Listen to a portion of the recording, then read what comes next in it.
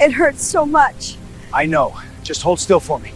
Please hurry. You're gonna be okay. The sky over Flagstaff, Arizona hung low and gray that October morning, heavy with the promise of rain. Inside a small garage that smelled of motor oil and old memories, Cage Dalton sat on a worn wooden stool staring at the machine that had been his companion for 40 years. Oh, they're beautiful. His Harley-Davidson Road King, I'm glad you like black as midnight, chrome that still caught what little light filtered through the dusty window. 68 years old, 45 of those years wearing the patch, the death head, Hell's Angels, a brotherhood that had given him purpose when the world tried to break him. But now even that wasn't enough. On the workbench beside him lay three things: a photograph in a cracked frame, his wedding day, 1988. Evelyn in a simple white dress, her hand on his leather-clad shoulder. Both of them laughing at something the photographer had said, a bottle of Jack Daniels half empty, and a Colt 1911 fully loaded. Cage picked up the photograph with calloused fingers. Fingers that had rebuilt engines, thrown punches, held his dying wife's hand 18 months ago, as cancer took her away piece by piece. "I'm coming, Evie," he whispered to the image. "I'm done here." The plan was simple: ride to Sedona, to the Red Rocks where he'd proposed to her in 1987, down on one knee with a cheap ring and a heart full of hope. Put the barrel under his chin. Pull the trigger. Let the desert have him. He'd written no note. Who would read it? No kids. No family left. The Brotherhood would understand. Or they wouldn't. Either way, he'd be past caring. Cage stood slowly, joints protesting. 68 felt like 88 some days. He pulled on his leather vest, the colors worn, but still proud. Hell's Angels, Arizona chapter. Patches earned through blood, sweat, and loyalty that ran deeper than DNA. He strapped the Colt to his belt, hidden under his jacket, took one last look around the garage. This place had been his sanctuary, the only place that made sense after Evelyn died. The Harley roared to life on the first kick. That sound, that beautiful thundering growl, it was the only thing that still made him feel alive. As Cage rolled out of the garage into the cold morning air, the first drops of rain began to fall. He didn't look back. 147 miles south, in a nursing home called Evergreen Hills on the outskirts of Phoenix, Dorothea Whitmore sat in a wheelchair by a window, watching the same storm clouds gather. 77 years old, white hair pulled back in a bun that the nurses had fixed that morning. Hands spotted with age folded in her lap like broken birds. She'd been here 4 months, 123 days. She'd counted every single one. Her daughter Veronica had brought her here in June, explained it in that calm, professional voice she used in board meetings. "Mom, you need 24-hour care. I can't quit my job. This is the best facility in Phoenix. You'll be safe here." Safe. Dot had learned that safe was just another word for forgotten. Veronica visited once in July, called twice in August, sent a card in September that a nurse had to read to her because Dot's hands shook too much to hold it steady. Today was October 17th. Today Dot had decided would be her last day in this place. Through the window she could see the parking lot, and in that parking lot she could see the old Honda Accord the facility used for supply runs. She'd watched the nurse Bethany, the young one who was always on her phone, leave the keys on the reception desk when she went to lunch. Dot waited until 2:15. The afternoon shift change, chaos in the halls, nurses rushing, residents napping, no one paying attention to an old woman in a wheelchair. She moved slowly, carefully, her legs still worked barely. The wheelchair was precaution, they said, after her fall in July. But today Dot stood, her knees trembled, her back screamed, but she stood.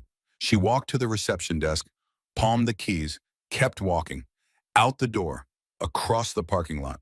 The rain was starting now, cold and hard. Dot climbed into the Honda. It took 3 tries to get the key in the ignition. Her hands wouldn't stop shaking. But the engine started. She pulled out of the parking lot slowly, carefully, turned north onto the highway, away from Phoenix, away from Evergreen Hills, away from the daughter who had stopped calling. Dot was going home. Home to the small house in the suburbs where she'd lived for 45 years, where Nathaniel had carried her over the threshold in 1979, where they'd raised Veronica, where he died in his favorite chair 5 years ago, newspaper still in his lap. If she was going to die, and she'd decided weeks ago it would be in that house, in her own bed, not in a sterile room that smelled of disinfectant and loneliness. The rain came harder. The windshield wipers beat a rhythm that sounded like a heartbeat. Dot drove north on Route 89, squinting through the downpour, hands white-knuckled on the wheel. She didn't see the curve until it was too late. Cage leaned into the turn, the Harley responding like an extension of his body. 45 years on two wheels. He knew this road. Every curve, every patch of gravel, every place where the asphalt turned treacherous in the rain. The storm had followed him out of Flagstaff, getting worse with every mile. Lightning split the sky. Thunder rolled across the high desert like artillery fire. 11:47 p.m.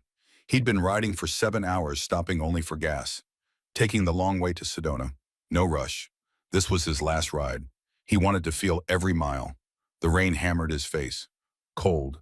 Stinging. Live. He rounded a bend and saw the taillights. Red brake lights. Swerving. The Honda Accord fishtailed. Once. Twice. Then it was airborne. Cage hit the brakes. The Harley's rear wheel locked up. He fought it. Controlled the slide. Came to a stop 20 feet from where the car had gone off the road.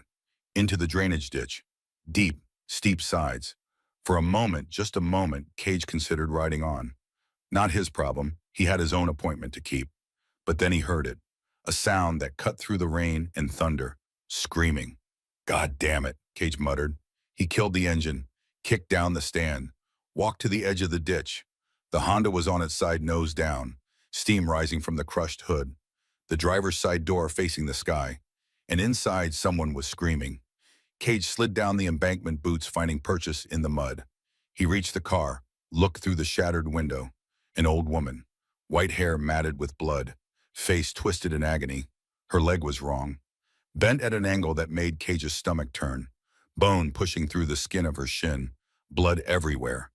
The woman's eyes found his, wide. I don't, she gasped. Don't hurt me. Then she saw what he was wearing.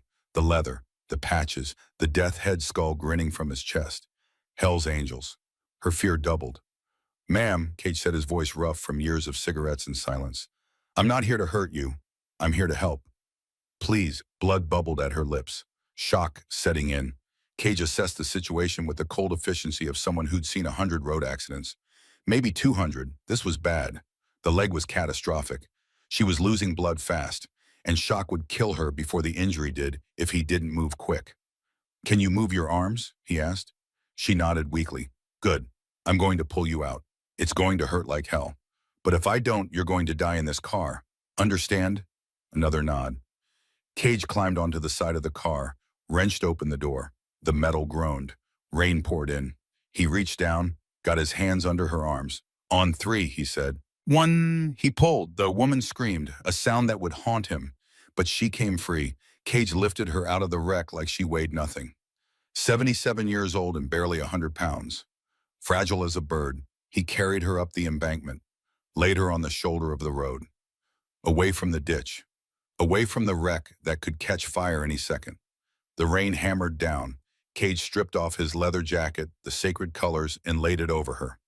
She was shaking violently now, eyes rolling back. Stay with me, he commanded. Look at me. Focus. He'd done this before, too many times. Brothers who'd crashed, civilians who'd wrecked. The iron rule, no one dies on the road if you can help it. First, stop the bleeding. Cage yanked off his shirt, ripping it into strips. Tied a tourniquet above the brake, pulling it tight. The woman screamed again. I know, he said. I know it hurts, but you're going to live. Second, stabilize the leg. He needed something rigid. He looked around. Nothing, just road and rain and darkness. His belt. Cage unbuckled it, wrapped it around her calf and thigh, creating a makeshift splint. Not perfect, but it would keep the bone from moving. Third, keep her conscious. What's your name? He asked, working. Dot, she managed. Dot, I'm Cage. You're going to be okay, Dot. You hear me? My phone, she gasped. In the car. Cage looked back at the wreck. The Honda was starting to smoke. Not going back in there, he said flatly. I'll use mine. He pulled out his phone. No signal. Of course, they were in the middle of nowhere. Dead zone. Okay, Cage said mostly to himself. Plan B. There was a place, maybe 5 miles back. Doc's place. Rusty Doc Patterson, former Army medic, current Hell's Angel, and the closest thing to a real doctor you'd find in these parts if you didn't want questions asked. I'm going to move you, Cage told Dot. Put you on my bike. Get you to someone who can fix that leg proper. Dot's eyes widened. I can't ride a... You can, you will, because if we wait for an ambulance that might not come, you'll bleed out. He didn't tell her the other reason, the real reason. He didn't tell her that sitting out here in the rain helping her was the first time in 18 months he'd felt like he had a purpose. Cage lifted Dot again, carried her to the Harley, sat her on the back of the seat. She slumped forward, barely conscious. "Hold on to me," he said. "Tight as you can." Her arms came around his waist, weak, trembling. Cage kicked the bike to life, and they rode into the storm. The cabin appeared through the rain like a ghost, small, isolated, 15 miles up a dirt road that most people didn't know existed. Cage had called ahead on a burner phone he kept in his saddlebag. One bar of signal. Enough. "Doc, I need you. Bring your kit. Broken leg. Bad." Rusty hadn't asked questions. He never did. That was the Brotherhood. You called, they came. The Harley's engine cut. Silence except for the rain. Cage carried Dot inside. The cabin was freezing. No heat. He laid her on an old couch that still smelled like the cigarettes Evelyn had quit smoking in 1995. Dot's eyes were closed, her breathing shallow. "Stay with me," Cage said again. He didn't know why he kept saying it, didn't know why it mattered. This woman was nothing to him, a stranger he'd pulled from a wreck. But something about the way she'd looked at him terrified, yes, but also resigned, like she'd been waiting for the end. He recognized that look. He saw it in the mirror every morning. Headlights through the window, a truck pulling up. Rusty. The door banged open.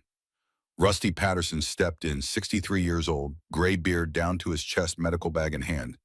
He'd been an Army medic in Desert Storm, seen things that would break most men. Come out harder, colder, but with hands that could stitch a wound while under mortar fire.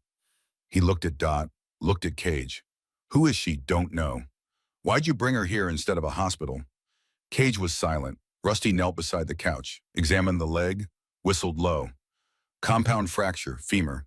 Gonna need surgery." "Can you stabilize it?" "I can try. She should be in a hospital." Cage. "Just stabilize it." Rusty looked at him, really looked, at the rain-soaked leather, the exhaustion in Cage's eyes, the hollow emptiness that had been there for 18 months. "All right," Rusty said, "but if she dies, that's on you." "Add it to the list." Rusty worked. Cage watched. The medic gave Dot morphine from his kit. Not legal, but effective. Her screaming stopped. Her breathing evened. He set the bone, straightened the leg, stitched the wound where bone had punched through skin, wrapped it in a splint made from wood slats and athletic tape. 2 hours of work. When he was done, Rusty washed his hands in the kitchen sink, looked at Cage. "She'll live. Legs stabilized. But she needs real medical care. X-rays, maybe pins. Definitely antibiotics I don't have." "How long before she can be moved?"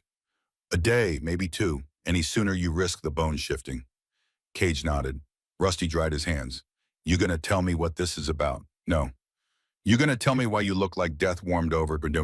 Rusty sighed. "Fine, bye, Cage. Whatever you're thinking about doing, don't." "What makes you think I'm thinking about doing anything?" "Because I've known you 20 years, and I recognize the look." Rusty left. The truck pulled away. The sound of the engine faded into the rain.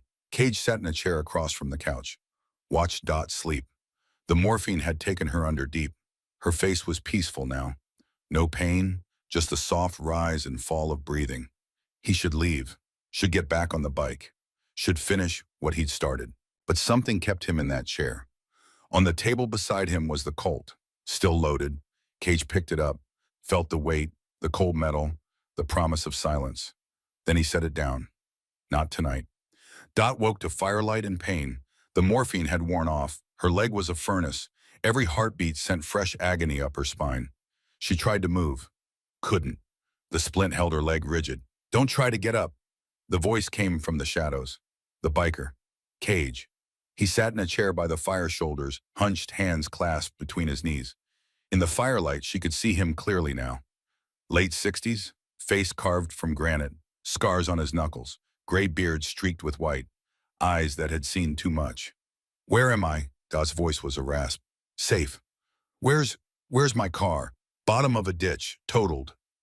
Memory came back in pieces. The rain, the curve, the fall, the pain, this man pulling her out. You saved me." Cage said nothing. Dot tried to sit up. Failed. The pain was too much. "Your leg's broken bad," Cage said.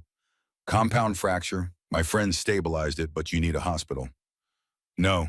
The word came out sharper than she intended. Cage looked at her. No. No hospital. Lady, you could lose that leg if... I don't care. Silence. Cage leaned forward. The firelight caught his eyes, hard, searching. Why were you driving in that storm, he asked. Dot looked away. I was going home. From where? She hesitated.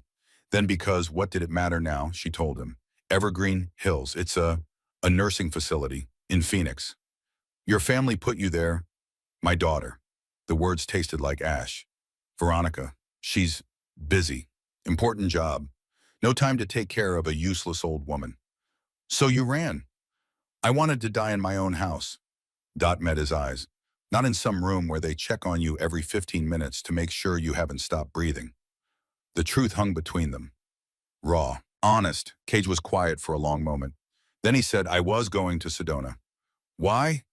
He reached down, pulled the Colt from his belt, set it on the table between them. Dot understood immediately. You were going to... She couldn't finish. Yeah. Why? Cage stared into the fire. When he spoke, his voice was distant, hollow. My wife died 18 months ago. Cancer. I watched her waste away for 2 years, held her hand when she took her last breath. And since then, I've been empty, just going through motions.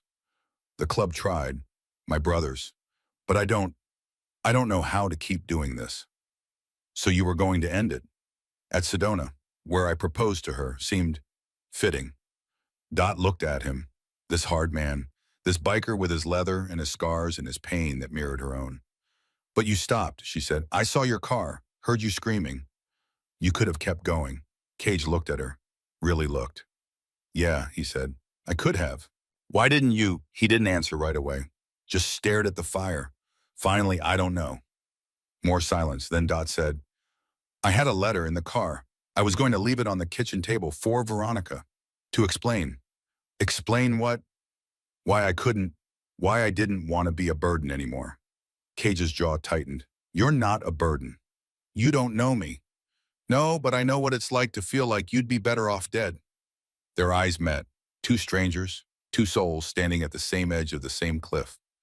I'm 77 years old, Dot whispered. My husband's been dead 5 years. My daughter doesn't call. I have nothing. I am nothing. That's not true. How would you know? Because if you were nothing, you wouldn't have fought so hard to get out of that car. You would have just let go. Dot had no answer for that. The fire crackled. Rain drummed on the roof. Cage leaned back. I'll take you home when you're stable enough to move. That's what you want, right? To die in your own house. Yes. Okay. He stood, walked to the window, looked out at the storm. But I want something in exchange. What? Cage turned. His eyes were hard but honest. 1 week, you let me stay with you. Take care of you. Make sure you're settled. And after that week, if you still want to, if you're still ready, I won't stop you. Why, Blaine? Because I'm not ready either. Not yet. Not after pulling you out of that wreck. Not after... He trailed off. I don't know. Maybe I need a reason to not pull this trigger for a few more days. And maybe you need someone who understands. Dot studied him. This stranger, this biker who should terrify her but somehow didn't. 1 week, she said finally. 1 week. And then Cage picked up the Colt, looked at it, set it back down. Then we both decide. 3 days passed in the cabin. 3 days of rain and firelight and silence, punctuated by brief conversations that revealed more than either of them intended. Cage cooked, badly. Canned soup and stale bread. He'd never learned. Evelyn had done all the cooking. After she died, he'd survived on diner food and Brotherhood barbecues. Dot ate what he gave her, took the pain pills Rusty had left, slept fitfully on the couch while Cage dozed in the chair by the fire. On the second day, Dot asked, where did you learn to do that? The first aid? Cage was cleaning his Harley by the fire. He didn't look up. 45 years in the club. You see a lot of road accidents. Brothers go down, civilians crash. You learn to stop bleeding or you watch people die. You've done this before. Too many times. Do they usually live? Most of them. But not all. Cage's hands stilled on the chrome. No, not all. Dot watched him work. The way his scarred hands moved over the machine with something like tenderness. You love that bike, she observed. It's been with me longer than anything else. Longer than your wife. Met Evelyn in '86. Got this bike in '79. He smiled faintly. But don't tell her I said that. It was the first time Dot had seen him smile. It changed his face, made him look younger, less broken. How did you meet her? Dot asked. Cage set down his rag, leaned back, stared at the fire. Party in Prescott. I was 29, stupid, drunk. She was there with friends, teacher, elementary school, sweet. The kind of woman who should have run screaming from a guy like me. But she didn't. No, she walked right up, asked me to dance. I told her I didn't dance. She said, then it's time you learned. Dot smiled despite herself.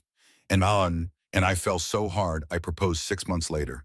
Down on one knee in Sedona, cheap ring, hands shaking. She said yes before I even finished asking. You were married a long time. 35 years. That's beautiful. Cage's face closed. The smile vanished. It was, until it wasn't. He stood abruptly, walked outside, left Dot alone with the fire. She understood. Some pain was too fresh to share. On the third day Rusty returned, he examined Dot's leg, changed the bandages, gave her a shot of antibiotics he'd acquired from somewhere. Healing clean, he said. No infection. You're lucky. Lucky, Dot repeated hollowly. Rusty glanced at Cage, who stood by the window. She's stable enough to move, if you're still planning on taking her wherever you're taking her. I am. Then do it soon. This morphine won't last forever. After Rusty left, Cage turned to Dot. Can you give me an address? She told him.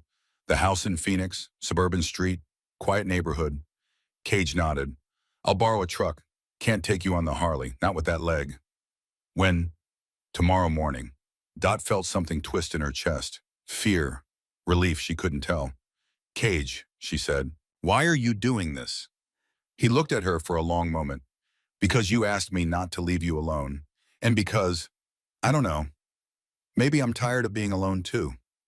That night they talked more than they had in the previous 3 days combined. Dot told him about Nathaniel, police chief, 30 years on the force, died in his favorite chair reading the paper, heart attack, quick, clean, no suffering. I envied him that, Dot said quietly. He didn't have to grow old and useless, didn't have to watch his daughter stop visiting. He just left. Your daughter, Cage said. Veronica, you said she's busy. What does she do? Marketing director, big firm, always flying somewhere, always in meetings. She used to call every week, then every month, then Dot's voice cracked. Then she put me in Evergreen Hills, and I became something she could check off a list. Cage's jaw tightened. My brothers have kids, some of them. I've watched them grow up, and I've seen some of them forget where they came from, forget who raised them. Do you wish you'd had children? The question hung in the air. Evelyn wanted them, Cage said slowly, more than anything. But after the accident in '92, the doctors said she couldn't. We talked about adoption, foster care, but the club, my lifestyle, no agency was going to give a kid to a Hell's Angel. I'm sorry. Don't be. We had each other. That was enough. Was it? Cage looked at her. You asking me if I have regrets. I'm asking if you think love is enough when you're dying alone. The brutal honesty of the question hit him like a fist. I don't know, he admitted. Evelyn died in my arms. I was there. But after, yeah, I'm alone.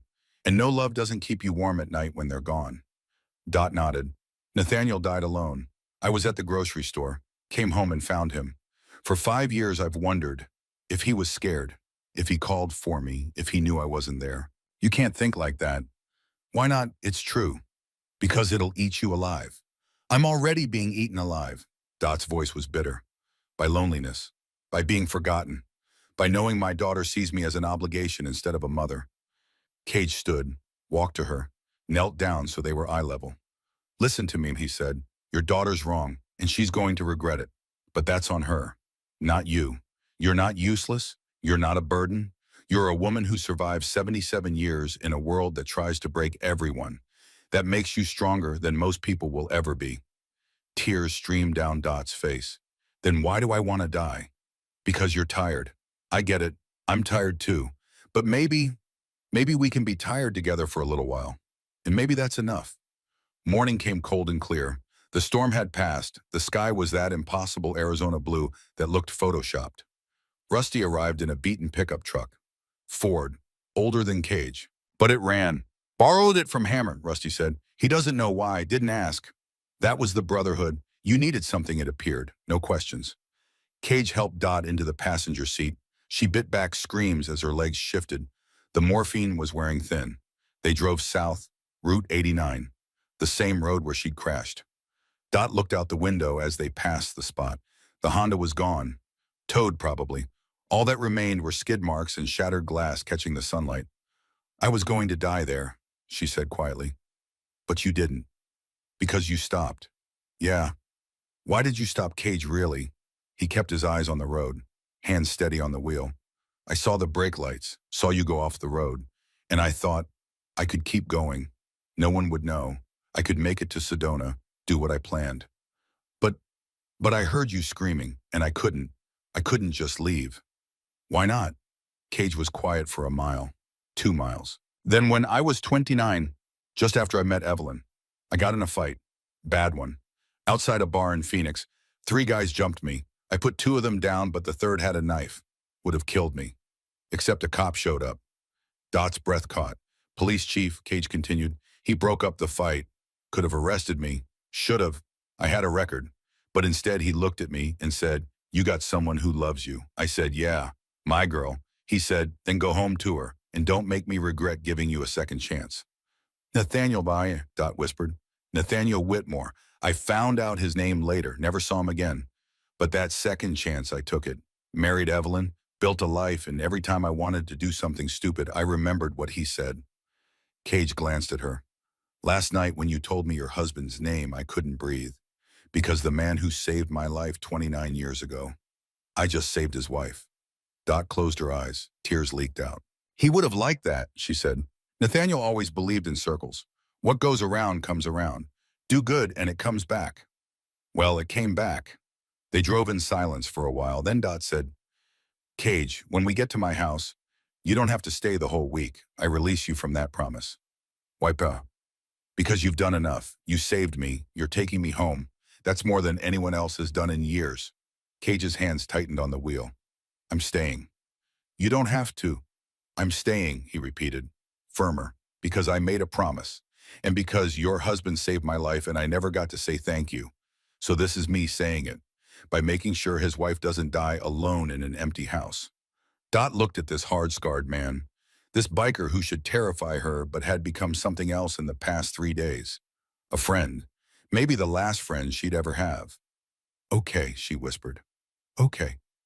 The house appeared around noon, small, suburban, white fence, overgrown lawn, paint peeling on the shutters. Cage pulled into the driveway, turned off the engine. This is it, Dot said, home.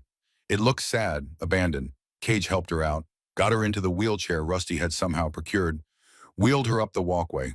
The door was locked. Dot didn't have her keys, still in the Honda. Cage examined the lock, then took out a pocket knife and a piece of wire. 30 seconds later, the door swung open. Don't ask, he said. Inside the house was exactly as Dot had left it 4 months ago. Dust on everything, stale air, photos on the walls, a lifetime frozen in time. Cage wheeled her through the living room, the kitchen, down the hall to the bedroom. He helped her into bed. She gasped with pain but settled finally against pillows that still smelled faintly of the lavender sachets she used to make. I'm home, she said, wonder in her voice. I'm actually home. Cage stood in the doorway. I'm going to clean up, get some supplies. You need anything specific? No, just thank you. He nodded, started to leave. Cage, he turned. The gun, the Colt, is it still in the truck? Yeah. After this week, and are you still going to? He met her eyes, honest, unflinching. I don't know. And that Dot realized was the truth. Neither of them knew. They were both still standing at the edge. But for now, for this week, they would stand there together. And maybe that would be enough to keep them both from falling. The first thing Cage did was open the windows. 4 months of sealed air had turned the house into a tomb. Dust motes swirled in the afternoon sunlight as fresh air swept through rooms that had been holding their breath. Dot lay in her bedroom listening to the sounds of Cage moving through her home. The creak of old floorboards, the groan of pipes as he ran water in the kitchen, the scrape of furniture being moved. She should feel violated. A stranger, a biker going through her things. But she didn't. She felt something she hadn't felt in years. Safe. Cage appeared in the doorway an hour later. His leather vest was gone. Just a black t-shirt now stretched across broad shoulders, arms covered in faded tattoos, the death head visible on his left bicep. Kitchen sink was leaking, he said. Fixed it. Fridge was empty except for something that used to be milk. Threw it out. You got a list somewhere, things you need? Dot blinked. You don't have to list Dot. She told him. Groceries, basic supplies. Her medications, the bottles were still at Evergreen Hills. Cage wrote it down on a scrap of paper. His handwriting was surprisingly neat. I'll be back in 2 hours. You need anything before I go? No, I'm fine. He looked at her, really looked. You're not fine. You're in pain. When's the last time you took something? This morning. Cage checked his watch. You're due. Where are the pills? Nightstand. Brown bottle. He found them, shook out 2, filled a glass with water from the bathroom. Watched as she took them. 2 hours, he said again. Lock the door behind me. I can't walk. Then I'll lock it. He did. Dot heard the truck start. The sound faded down the street. She was alone in her house for the first time in 4 months. And she wept. Not from pain, from relief. She was home. 2 hours later, the truck returned. Cage came through the door carrying bags. Groceries, supplies, a pharmacy bag. He unpacked in silence. Put things away with the efficiency of someone who'd lived alone a long time. No wasted movement. Dot called out from the bedroom. Did you get my medications? Pharmacist said they needed a prescription. I explained the situation. She made some calls, got it sorted. How much do I owe you? Cage appeared in the doorway. Nothing. Cage, I can't let you. You can and you will. We had a deal. 1 week, I take care of you. After that, we both decide what happens next. He disappeared back into the kitchen. Dot heard him cooking, the sizzle of something in a pan, the smell of onions and garlic. 20 minutes later, he brought her a plate, scrambled eggs, toast, simple, but the first real food she'd eaten in days. You can cook, she said, surprised. Barely. Evelyn tried to teach me. I wasn't a good student. This is good. It's eggs. Still good. Cage sat in the chair by her stand on his onion plate in silence. They ate without talking, just the clink of forks on plates. When they finished, Cage took the dishes, came back with more pain medication. You should sleep, he said. Where will you sleep? Couch is fine. Cage, sleep, Dot. She did. The next 3 days fell into a rhythm. Mornings, Cage helped her to the bathroom. Awkward at first, humiliating for Dot, but Cage's face never changed, never showed disgust or impatience, just steady hands and quiet efficiency. He'd been a caretaker before. For Evelyn, he knew how to preserve dignity. Afternoons, Cage worked on the house, fixed the leaking roof, replaced broken boards on the porch, mowed the lawn that had become a jungle. Dot watched from the window. This hard man doing manual labor in the Arizona heat, shirt off, tattoos on full display. Neighbors walking by staring. Let them stare, she thought. Evenings they talked. Dot told him about her life, growing up in Massachusetts, moving to Arizona with Nathaniel, raising Veronica, the years when everything seemed possible. Cage told her about the Brotherhood, the open road, the freedom that came from living outside the lines. People think we're criminals, he said one night. And yeah, some clubs are. Some brothers cross lines. But for most of us, it's about something bigger. Family you choose instead of family you're born into. Did you have a family before the club? Cage's face darkened. My old man was a drunk, beat my mother, beat me. I left when I was 17, never looked back. I'm sorry. Don't be. The club gave me brothers who wouldn't raise a hand except to help. That's more than blood ever gave me. But you still felt empty after Evelyn died. Yeah, he stared at his hands. The brothers tried, they really did. But I couldn't feel anything. It was like she took everything with her when she went. Dot reached out, touched his hand. I know, she whispered. After Nathaniel, it was the same, like someone turned off the lights. Their eyes met, 2 people who'd lost everything, 2 people who'd found each other at the edge. On the 4th day, Veronica came. Cage heard the car pull up, a BMW, expensive. He looked through the window, a woman in her 50s, business suit, perfect hair, walking up the driveway like she owned the place, which technically she probably did. Cage met her at the door before she could knock. Veronica stopped, stared, 6'2", 220 pounds, tattoos, scars, the kind of man her mother should not be alone with. Who are you? Oh, her voice was sharp, corporate, used to being obeyed. Cage. That's not a name. It's the only one you're getting. You must be Veronica. Where's my mother? Inside, resting. Veronica tried to push past him. Cage didn't move. She's hurt, he said. Broken leg. She needs quiet. She's hurt. Veronica's voice rose. How? What happened? And who the hell are you? I'm the person who pulled her out of a wrecked car 4 days ago. I'm the person who's been taking care of her. And you are the Barb hit home. Veronica's face flushed.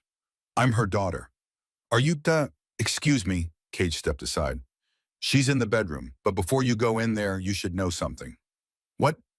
She ran from that nursing home, stole a car, crashed it trying to get home. Do you know why? Veronica said nothing. Because she'd rather die in this house than spend one more day in that place you put her in. So when you go in there, maybe think about that before you start making demands. Veronica's composure cracked, just for a second. Then the mask came back. Step aside. Cage did. Veronica walked past him, down the hall to her mother's bedroom. Cage heard the door open. Close. Then the shouting started. What were you thinking? Veronica's voice carried through the house. Shrill, angry. Dot's response was quieter. Cage couldn't make out the words. You could have died. You stole a car. Do you have any idea the liability? More quiet words from Dot. I put you in Evergreen Hills for your own safety. They have nurses, doctors. You can't take care of yourself. Cage's jaw tightened. He forced himself to stay in the living room. This wasn't his fight. But then he heard something that made him move. Crying. Not Veronica. Dot. Cage was down the hall before he could think. Pushed open the bedroom door. Veronica stood over her mother's bed, red-faced, angry tears streaming. Dot lay against the pillows, broken. Not from the leg, from something worse. What did you say to her? Cage's voice was cold. Veronica spun. This is none of your business. She's crying. That makes it my business. She's my mother. Then act like it. The words hung in the air like a slap. Veronica stared at him. How dare you? How dare I what? Point out that you put your mother in a home and didn't visit for 4 months. How dare I tell you that she'd rather die than to spend another day in that place? How dare I give a damn when her own daughter doesn't? You don't know anything about me, about what I've been through. You're right, I don't.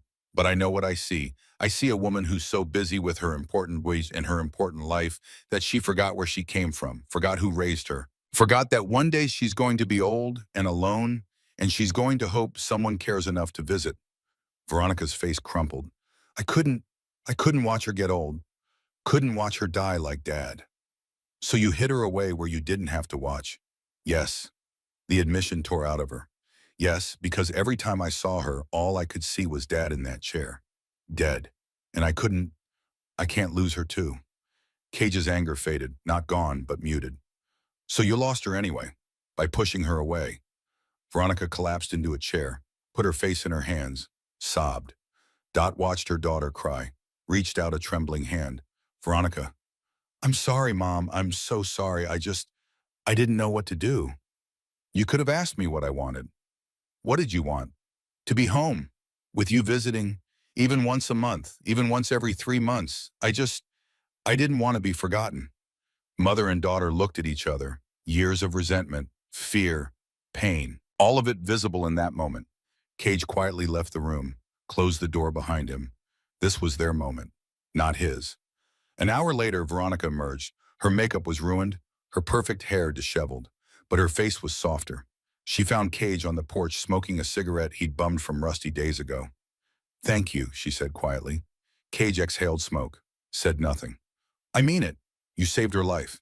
You brought her home. You've been taking care of her. That's more than I did. Yeah. Veronica sat on the porch steps. Cage stayed standing. She told me about the deal you made, Veronica said. 1 week, then you both decide. That's right. Are you really going to let her die? Cage looked at her. I'm not letting her do anything. It's her choice, same as it would be mine. But you could stop her. Could I? Could you? Veronica had no answer. Cage stubbed out the cigarette.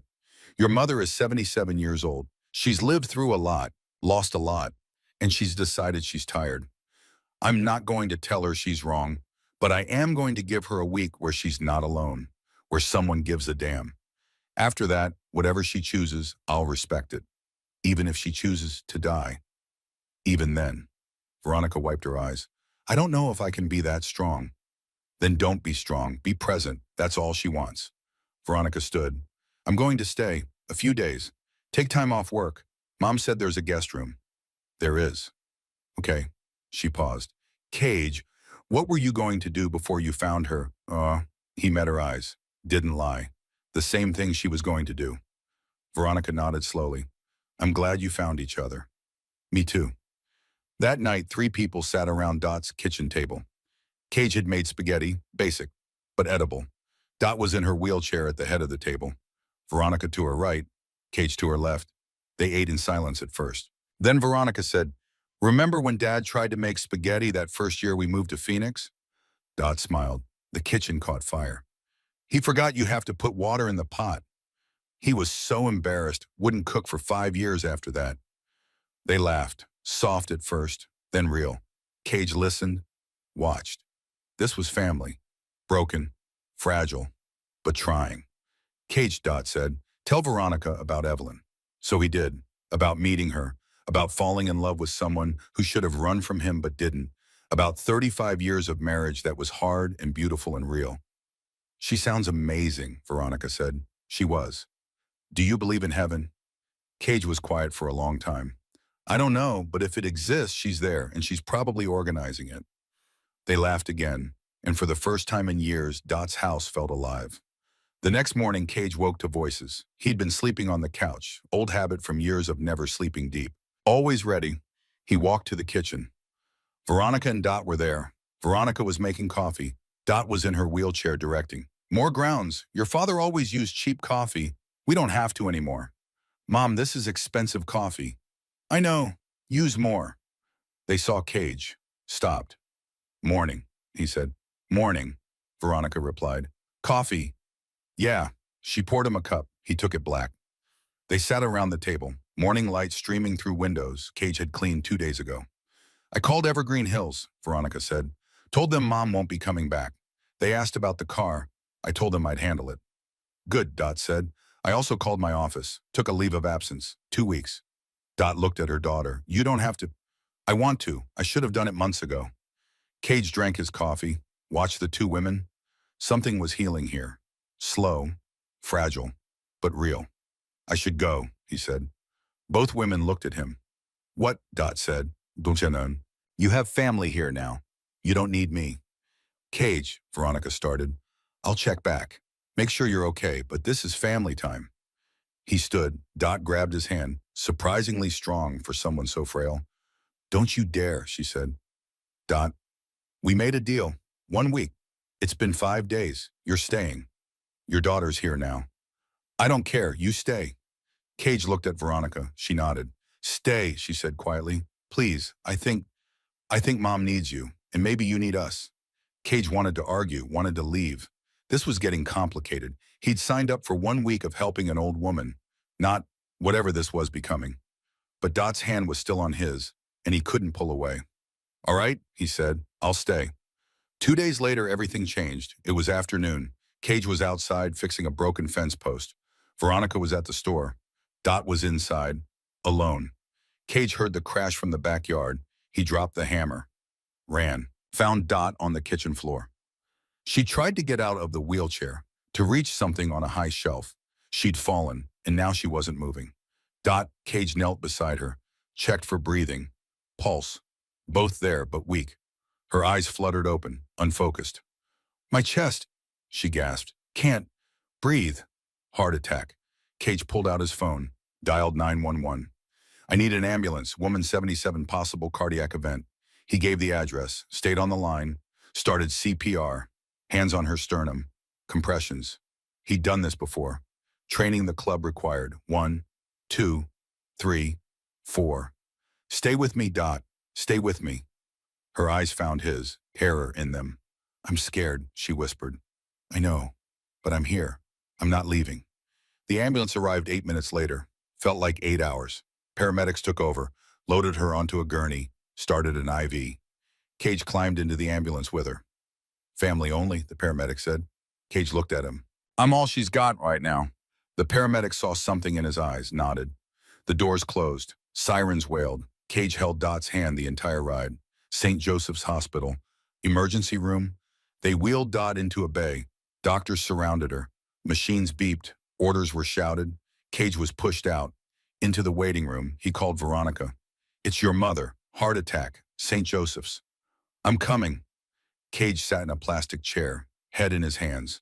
This wasn't supposed to happen. She was supposed to have a week. A week to decide, a week of peace. Not this, not terror and machines, and maybe dying in a hospital instead of home. Rusty appeared an hour later. Then Hammer. Word had spread through the Brotherhood. They came. 7 bikers in leather sitting in a hospital waiting room. People stared. Nurses looked nervous. Cage didn't care. Veronica arrived running. "Where is she? They're working on her." "She? I don't know." They waited. Hours passed. Finally, a doctor emerged. Young, exhausted. "Family of Dorothea Whitmore."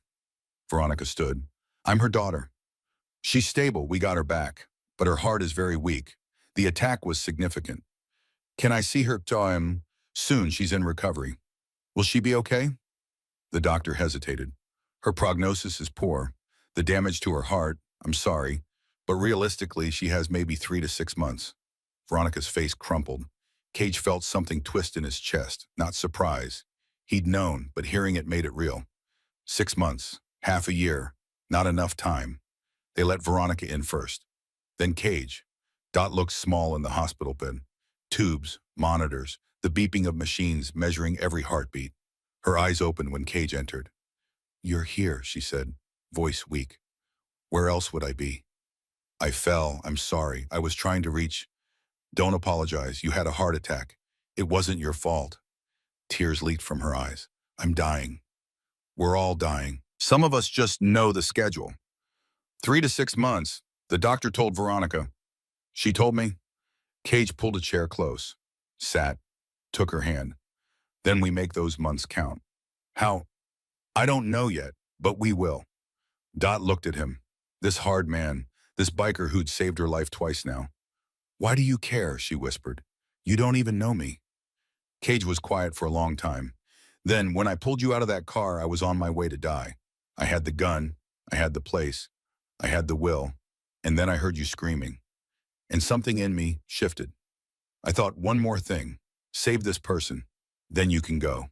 He paused.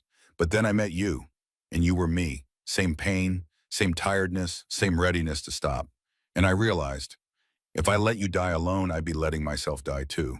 So I can't let you go. Not yet. Not until we've both figured out if we really want to." Dot squeezed his hand. "The gun," she said. "Do you still have it?" "Yeah." "Are you still thinking about using it?" Cage looked at her. "Honest. Every day." "Me too." "I know. What do we do?" "We keep going, for now, and we see what happens." Dot smiled, weak but real. "Okay, we keep going." Dot spent 3 days in the hospital. Tests, medications, lectures from doctors about diet and stress and taking it easy. On the 3rd day, Veronica wheeled her out. Cage drove them home in the truck. The house felt different, smaller, like it was trying to hold too much grief. That night, Dot called a meeting, the 3 of them. Kitchen table, coffee, and silence. "I want to make a list," Dot said. "Of what?" Veronica asked. "Things I want to do before I can't." Veronica's face crumpled. "Mom, no, listen. The doctor said 3 to 6 months, maybe less, maybe more, I don't know. But I know I don't want to spend whatever time I have left sitting in this house waiting to die." She looked at Cage. "You said we'd make the time count. I'm holding you to that." Cage nodded. "What do you want to do?" Dot pulled out a piece of paper she'd been writing in the hospital. "I want to see Big Sur. One more time. Nathaniel and I went there on our honeymoon, 1979. It was the most beautiful place I'd ever seen." "Okay," Cage said. "What else?" "I want to find my friend Rose. We were nurses together, best friends for 20 years. Then she moved to California and we lost touch. I want to see her again. Tell her I'm sorry I let our friendship die. We can find her. I want to teach Veronica how to make my mother's recipes, Chinese cooking, family recipes, before I forget them." Veronica was crying now, silent tears. "I want to..." Dot's voice broke. "I want to leave something behind. Something that matters, not just a headstone. Something real." Cage leaned forward. "Then we'll do all of it." "Cage, I can't ask you to." You're not asking, I'm offering. So, why? All right. Because a year ago, someone gave me a second chance. Your husband, Nathaniel. He could have thrown me in jail. Instead, he told me to go home to the woman I loved, to not waste the life I had. Cage's voice roughened. I wasted it anyway. After Evelyn died, I threw it all away. But you're giving me a reason to pick it back up. So yeah, I'll help you do this, all of it, whatever you want. Dot reached across the table, took his hand. Veronica took her mother's other hand. Three people, bound by loss, by pain, by the desperate need to make whatever time remained mean something. When do we start? Veronica asked. Cage smiled, first real smile in 18 months. Tomorrow. The next day, Cage made a call to Hammer, club president, the man who'd been his brother for 25 years. I need to sell the Harley. Silence on the other end. You what? I need to sell it, today if possible. Cage, that bike is your life. I know. Why wait till Cage look at the window at Dot sleeping in her wheelchair in the afternoon sun?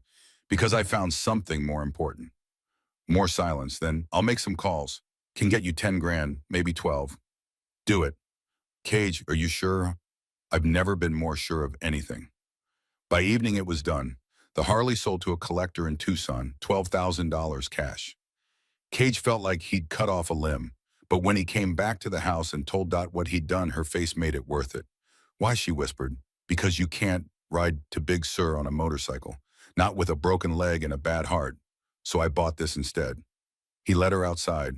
Parked in the driveway was an old RV, 1995 model, beaten, rusty, but the engine ran. It's not much, Cage said, but it's got a bed, a bathroom, a kitchen, everything we need for a road trip. Dot stared at it, then at him. You sold your bike, the thing you loved most. I loved it, past tense, but right now getting you to Big Sur matters more. Veronica came out, saw the RV, started crying. When do we leave? She asked.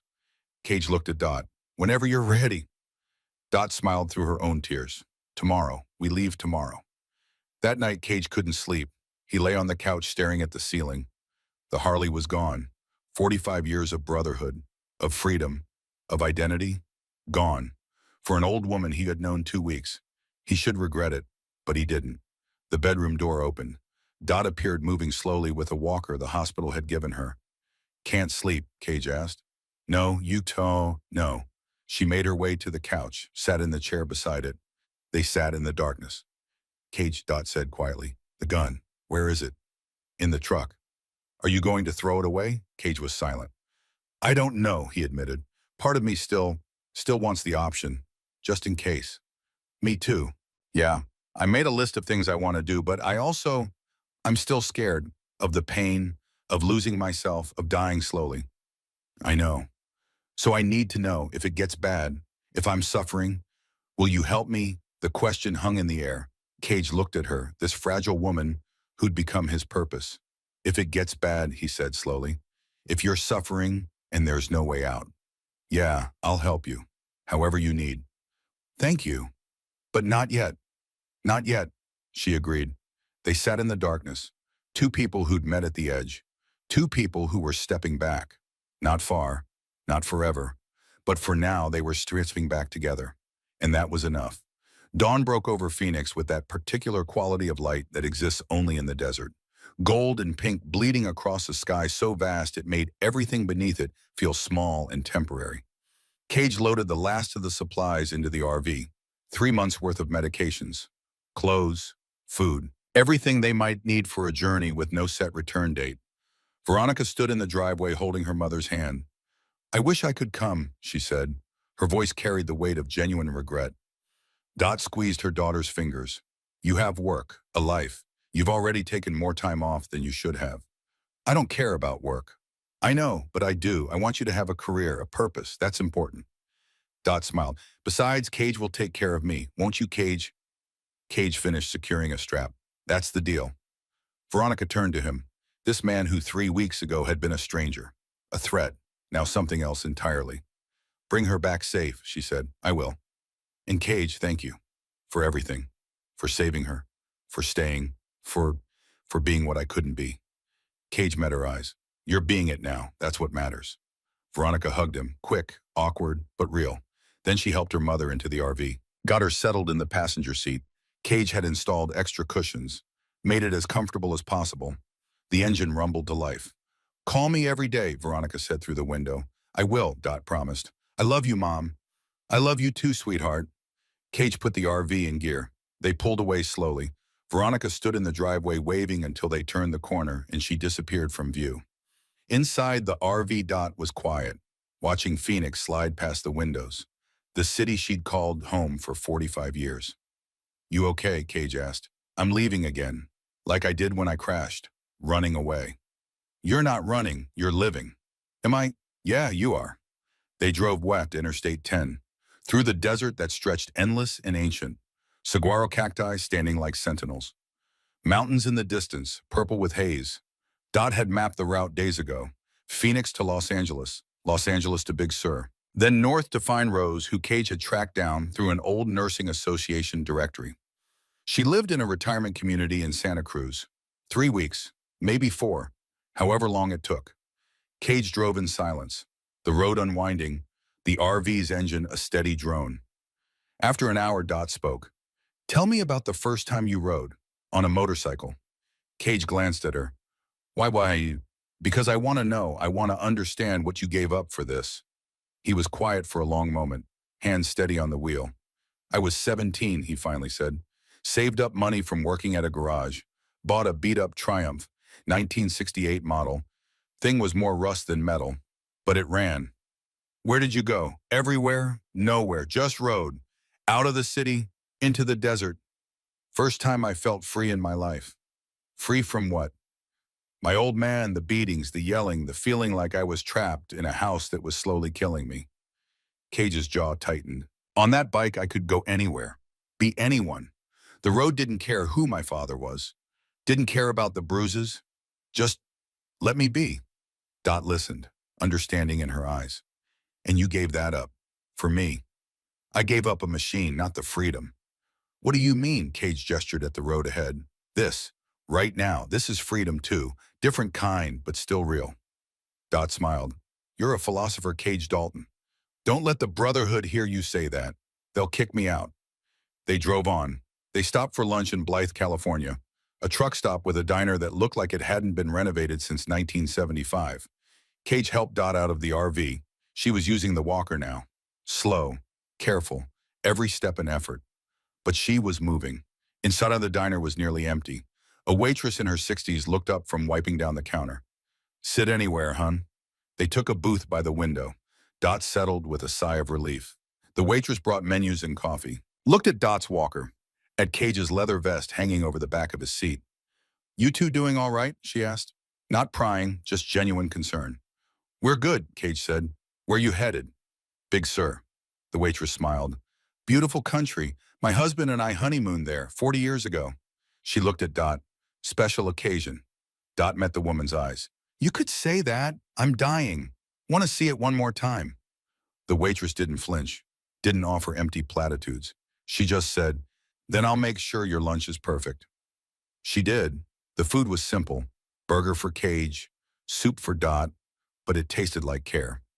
When they finished, the waitress brought the check. Cage reached for his wallet. The check read, "Paid. Good luck on your journey." Cage looked up. The waitress was already walking away. "Thank you," he called after her. She waved without turning. "Pass it on." They reached Los Angeles by evening. The city sprawled before them. Endless, chaotic. Everything Phoenix wasn't. Cage had reserved a spot at an RV park in Santa Monica, close to the ocean. He helped Dot out. They could hear the waves, smell the salt air. "Tomorrow," Dot said. "Tomorrow we go to Big Sur." "Tomorrow," Cage agreed. That night, Dot couldn't sleep. The RV was cramped, Cage on the fold-out couch, Dot in the small bedroom at the back. She lay awake listening to the ocean, thinking about Nathaniel, their honeymoon, how young they'd been, how full of hope. She'd been 28, he'd been 32, both of them believing they had forever. "You didn't get forever," she whispered to the darkness. "But I'm grateful for what we had." A soft knock on the bedroom partition. "You awake?" Cage's voice. "Yeah. Can't sleep either." "No. Want to go see the ocean." Dot smiled in the darkness. "At midnight?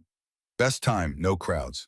She thought about her broken leg, her weak heart, about the dozen reasons she should say no. Yes, let's go. Cage pushed her in the wheelchair across the parking lot, down a ramp to the beach. The Pacific Ocean stretched before them, black water reflecting moonlight, waves rolling in with a rhythm older than memory. They sat in silence, Cage on the sand, Dot in her chair. Nathaniel and I came here, Dot said, our first night in California. We walked on this beach until 3 in the morning. He told me about his dreams, becoming police chief, making a difference, building a life. Did he do it? All of it. He became chief. He saved lives. He made Phoenix safer. And we built a beautiful life together. Sounds like he was a good man. The best. Dot's voice cracked. I miss him every day. I know. They watched the waves. Do you believe we see them again? Dot asked. After, Cage was quiet for a long time. I don't know. I want to. I want to believe Evelyn's somewhere, waiting. But I don't know if that's hope or just fear of the alternative. What's the alternative? Nothing, we die. We stop. There's no after. Just done. Dot shivered despite the warm night. That terrifies me, she admitted. Me too. But you were still going to do it. Pull that trigger. Yeah. Why? Cage picked up a handful of sand, let it run through his fingers. Because nothing seemed better than the pain. At least nothing would be peaceful. And now I'm not sure. Dot reached down, put her hand on his shoulder. I'm glad you're not sure. Me too. They sat until the tide started coming in, until Cage's boots were wet and Dot was shivering. He pushed her back to the RV. That night they both slept. The drive up Highway 1 was everything Dot remembered and more. Cliffs dropping into the Pacific, redwood forests, fog rolling in like ghosts. Cage drove slowly, carefully, every curve a potential disaster in the old RV. But they made it. Big Sur. Cage pulled off at a vista point, helped Dot into the wheelchair, pushed her to the edge. The view stole her breath. Ocean, sky, stone, all of it vast and timeless and heartbreakingly beautiful. We stood right here, Dot whispered. Nathaniel and I, right here. He put his arm around me and said, this is what forever looks like. Tears streamed down her face. Cage stood beside her, silent, respectful. I thought we'd have forever, Dot continued. I thought we'd grow old together. Come back here on our 50th anniversary, stand in this same spot and remember being young. You did grow old together. 40 years, that's not enough. No, it's not. Dot looked up at him. How long did you have with Evelyn? 35 years. Also not enough. No. They watched the ocean, the waves crashing against rocks that had stood for millennia and would stand for millennia more after they were gone. Cage, Dot said quietly, I'm ready. Ready for what? To let him go. Nathaniel, I've been holding on so tight, afraid that if I let go, I'd lose him completely. But standing here, I realize he's already gone, has been for 5 years, and I need to say goodbye. Cage knelt beside the wheelchair. Then say it. Dot closed her eyes, spoke to the wind and the ocean and the man who wasn't there to hear. Nathaniel, my love, my life, thank you for everything, for loving me, for building a life with me, for being a good man when the world needed more good men. I miss you. I'll always miss you, but I need to let you go now. I need to live what's left of my life without holding on to a ghost. She opened her eyes. Goodbye, my love. I'll see you again, someday. The wind carried her words away. Cage felt something in his chest break open. Evelyn, he said, speaking for the first time to the void where she used to be. I'm sorry I wanted to follow you so badly. I'm sorry I gave up. But I'm trying now. I'm trying to live. For both of us. And I hope, wherever you are, you're proud of that. He stood. Dot took his hand. Two people who'd loved deeply, lost completely, and were learning to live again. Thank you, Dot said. For what? For bringing me here, for helping me say goodbye. You're welcome. They stayed until the sun began to set, until the ocean turned gold and the sky burned orange and purple. Then Cage pushed her back to the RV. They drove north in comfortable silence. They found Rose Patterson in a retirement community in Santa Cruz. Ocean view, manicured lawns. The kind of place that costs more per month than most people make. Cage had called ahead, explained the situation. Rose had cried on the phone. Dot my Dot. After all these years, now they sat in Rose's apartment. Rose herself was 80 years old, white hair cut short, sharp eyes behind thick glasses, a cane leaning against her chair. The two old women held hands, both crying. "I thought you'd forgotten me," Rose said. "Never. Life got busy. And then too much time had passed and I was embarrassed to call. 40 years, Dot. We lost 40 years. I know. I'm sorry." "Don't be sorry. You're here now." Cage sat across the room, giving them space, watching two friends reconnect across decades. They talked for hours about their nursing days, the patients they'd saved, the ones they'd lost, the long shifts and the dark humor that kept them sane, about their husbands. Rose's had died 10 years ago, cancer. They shared that pain, about their children. Rose had 3, all successful, all too busy to visit more than twice a year. "We raised them too well," Rose said. "Made them independent. Now they don't need us." "Same," Dot agreed. As the afternoon wore into evening, Rose looked at Cage. "You're not family," she observed. "No, ma'am." "But you brought her here. Drove all this way." "Why?" Cage glanced at Dot. She nodded. "Permission." "Because she saved my life," Cage said simply. "And I'm trying to give her whatever time she has left." Rose's eyes sharpened. "How much time?" 3 to 6 months. Maybe less. Rose's face crumpled. She turned to Dot. "That's why you came. To say goodbye." "Yes." "Oh, Dot." They held each other. Two old women who'd been young together, who'd dreamed together, who'd lost touch and found each other again just in time to say goodbye. That night, Rose insisted they stay. The retirement community had guest rooms. Dot and Rose stayed up until 3 in the morning, talking, laughing, crying. Cage sat on the balcony of the guest room, smoking a cigarette he'd bummed from a security guard. His phone rang. "Rusty." "How's the road trip?" "Good. We're in Santa Cruz." "Hammer wants to know when you're coming back." "I don't know. Couple weeks, maybe more." "And then what?"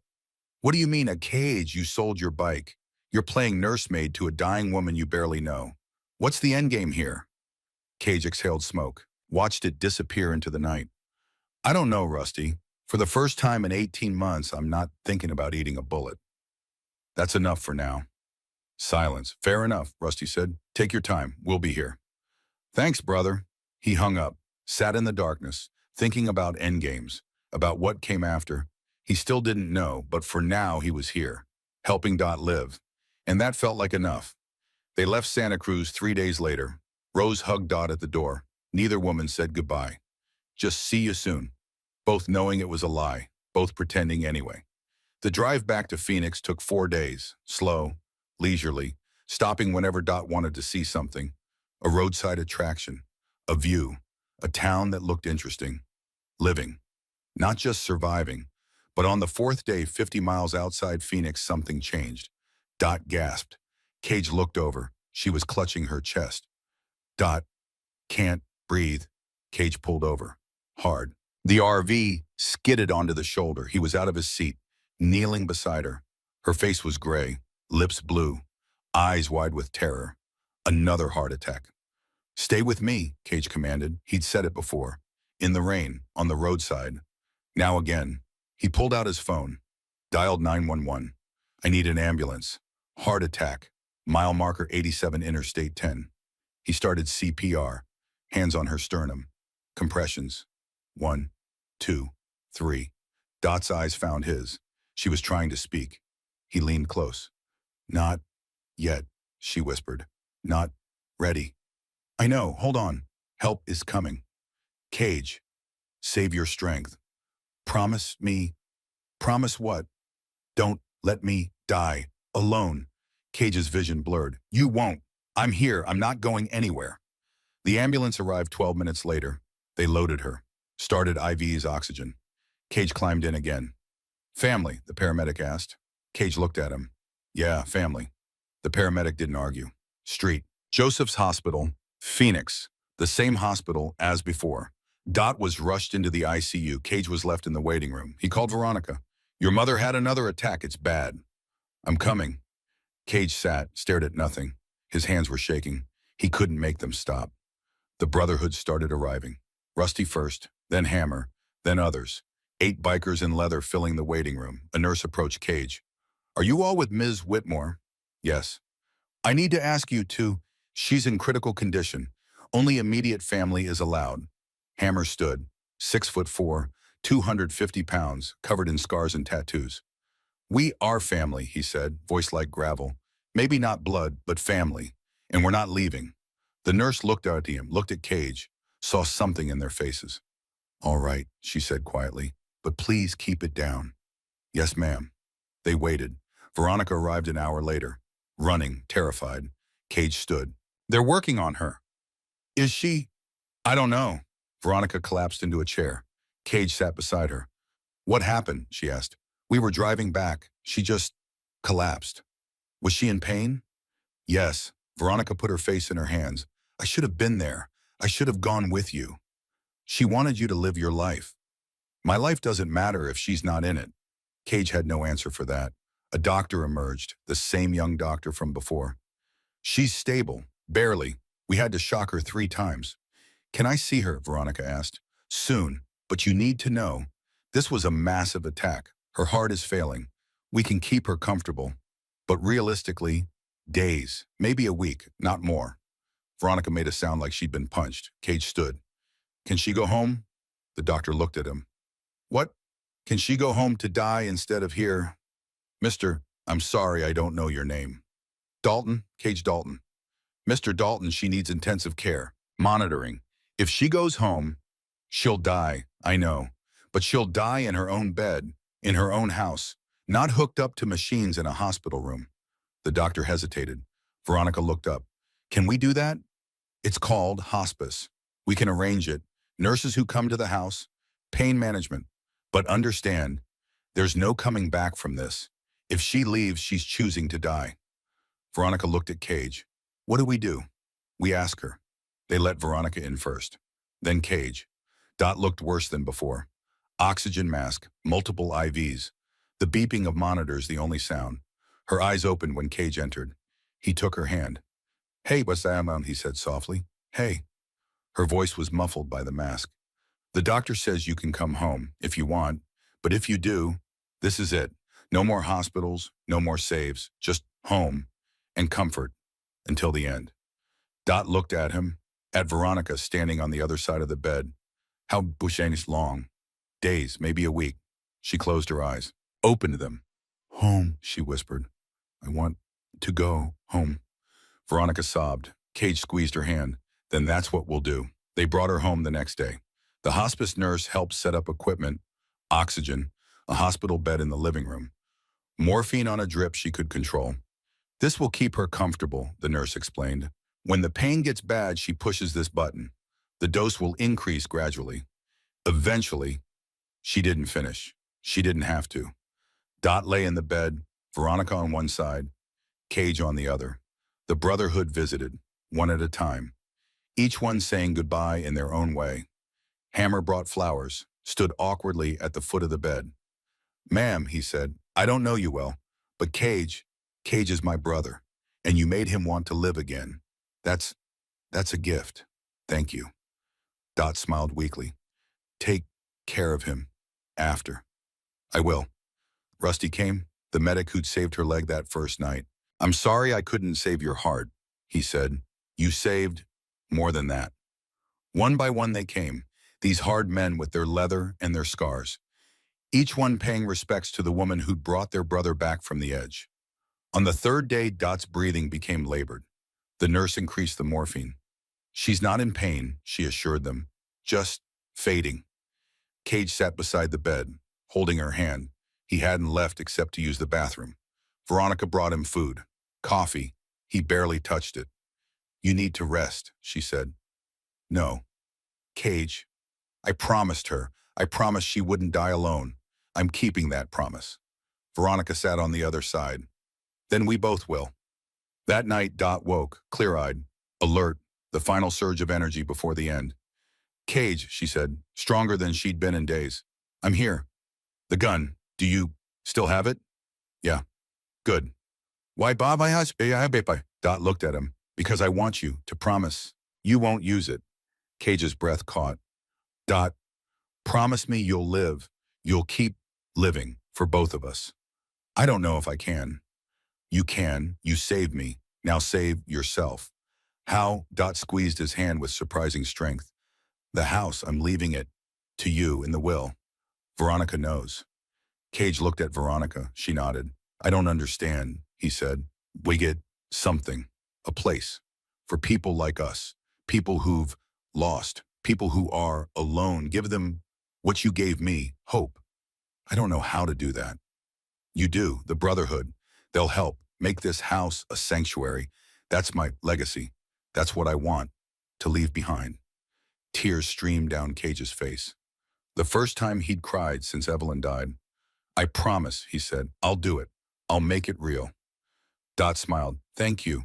She turned to Veronica. My girl, my beautiful girl, I'm so proud of you. Mom, don't. Listen, you're stronger than you know. Braver. You came back. That's what matters. Now live. Live your life. Don't hide from love, from pain, from anything. Just live. Veronica was sobbing. I love you, Mom. I love you too so much. Dot's eyes began to close. Tired, she whispered. Then sleep, Cage said. We're here. We're both here. Nathaniel, Evelyn, they're waiting, aren't they? Cage's voice broke. Yeah, they're waiting. Good. That's good. Her breathing slowed. Cage and Veronica held her hands, and between one breath and the next, Dorothea Whitmore slipped away. Peaceful. Home. Not alone. The funeral was simple. Small chapel. 100 people. More than Dot would have expected. Neighbors. Old friends. The entire Brotherhood in their leather and colors. Cage gave the eulogy. His voice was rough, but steady.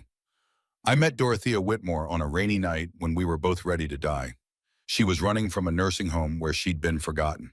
I was running toward a cliff where I planned to end everything, and by some miracle our paths crossed. She taught me that it's never too late to live, never too late to find purpose, never too late to matter. She saved my life, and I hope I gave her a few more moments of joy in return. He paused, looked at the casket. Dot asked me to build something with the time I have left, a place where people who've lost everything can find something again. I'm going to honor that. This is her legacy, and I'll spend the rest of my life making sure it's real. After the service, people gathered at the house. The Brotherhood, Veronica, a few of Dot's old friends. Cage stood on the porch smoking. Hammer joined him. Hell of a thing, Hammer said. Yeah. So you're really going to do it? Turn this place into some kind of sanctuary? That's what she wanted. And the club you're staying in? Cage looked at him. If you'll have me. Brother, you could murder someone, and we'd still have you. Your family. Cage nodded. Then yeah, I'm in, but I need help. Name it. I need to turn this house into something bigger. More beds, a kitchen that can feed people, space. Hammer grinned. We can build. Got 3 contractors in the club. They owe me favors. I need it to be legit, nonprofit, tax exempt. The whole deal. Veronica's a lawyer, right? She can handle that. Cage looked through the window. Veronica was inside talking with guests. She looked exhausted, but present.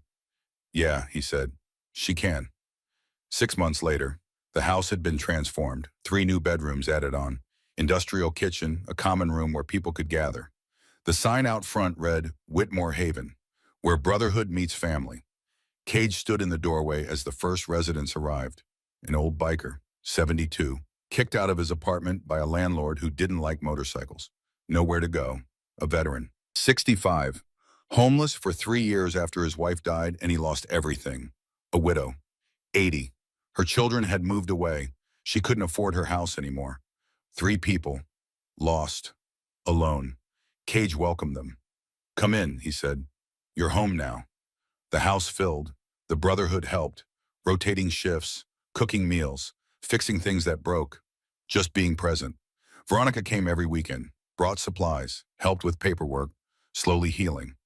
One night, 6 months after Dot's death, Cage stood in what had been her bedroom. It was his room now.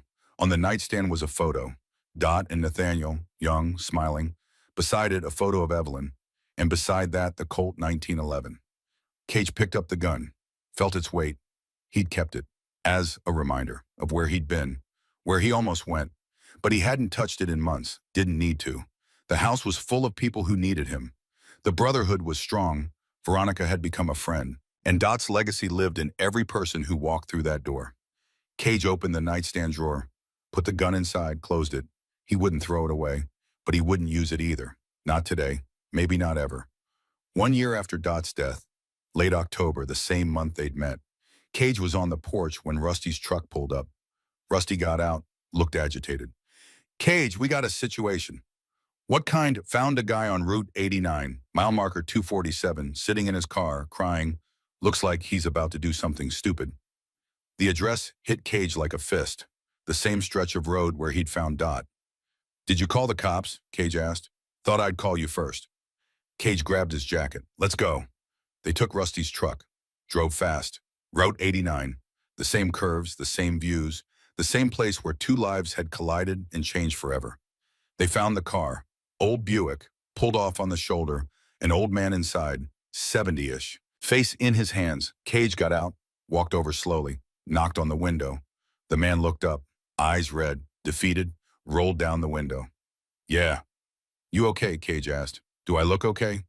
No, you look like I did a year ago, right about here, same road, same plan. The old man stared at him. Who are you? Name's Cage, and I think you need someone to talk to. I don't need anything, just leave me alone. Can't do that. Why not? Cage leaned against the car. Because a year ago an old woman crashed her car on this road. I found her, could have kept going, but I stopped, and she saved my life by letting me save hers. So I'm paying that forward. The old man was quiet. What's your name? Cage asked. Walter. Walter, when's the last time you ate? I don't know, yesterday? Maybe. Well, Walter, I run a place not far from here for people who've lost their way. Got hot food, warm bed, people who understand. Why don't you come with me, just for tonight? If you still want to do this tomorrow, I won't stop you. But give yourself one more night, with people who give a damn. Walter looked at him, this big man with his scars and his leather and his eyes that had seen the same darkness. Why do you care? Because someone cared about me when I didn't care about myself, and it made all the difference. Walter's face crumpled. I lost my wife 6 months ago, cancer, and I can't do this anymore. I know, I lost mine too, 2 years ago, same thing, and I was right where you are, gun in my hand, ready to end it. What stopped you? Her, the woman I found on this road.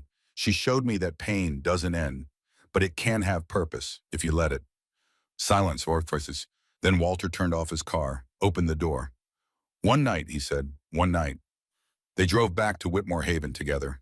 Cage showed Walter around, introduced him to the other residents, got him settled in a room. That night at dinner, Walter sat at the table with 6 other people, all of them lost, all of them finding their way back. Cage watched from the kitchen doorway. Veronica came up beside him. Another one, she said. Yeah. Mom would be proud. Yeah. Cage's voice was rough. She would. Veronica put her hand on his arm. You okay?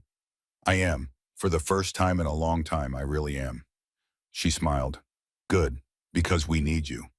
I know. That night, after everyone had gone to bed, Cage stood on the porch, looking at the stars, thinking about Dot, about Evelyn, about all the people he'd lost, and about all the people he'd found. The door opened behind him. Walter stepped out. Can't sleep, the old man said. Me neither. Sometimes. This place, what you're doing, it's good. It's not me, it's her, the woman I told you about. Dorothea, this was her dream. I'm just making it real. Still, you could have walked away after she died. No, I couldn't. She gave me a reason to live. This is how I honor that. Walter looked at him. You think I'll find that a reason? Cage turned, met his eyes. I think if you give yourself time, yeah, you will. Maybe not the same reason you had before, but something worth staying for. Walter nodded slowly. They stood in the darkness. 2 men who'd stood at the edge. 2 men who'd stepped back. And behind them, inside a house that glowed with light and life, were others doing the same. Dorothea Whitmore had died a year ago, but her legacy lived. In every person who walked through that door, in every meal shared, in every moment someone chose to live instead of die. She lived, and always would. Epilogue. 5 years later. Whitmore Haven had expanded twice, now served 30 residents, had a waiting list. The Brotherhood ran it with Veronica as the legal director. Cage was 63, gray in his beard, new scars from years of work, but alive, truly alive. He sat on the porch one morning when a motorcycle pulled up. A young biker, maybe 30, looking lost. He got off the bike, walked up. This Whitmore Haven? It is. I heard. I heard you take people in. People who have nowhere else. We do. I just lost my dad. He was my whole world, and I don't know what to do now. Cage stood, looked at this young man, saw himself 40 years ago. What's your name, Marcus? Marcus. I'm Cage, and yeah, we can help. Come on inside. As they walked through the door, Cage looked back at the road, at the endless highway that had brought him here. He thought about that rainy night, about pulling an old woman from a wrecked car, about the journey that followed, and he smiled. Because Dot had been right. It was never too late to live, never too late to find purpose, never too late to matter. And that truth lived out every single day was the greatest legacy anyone could leave.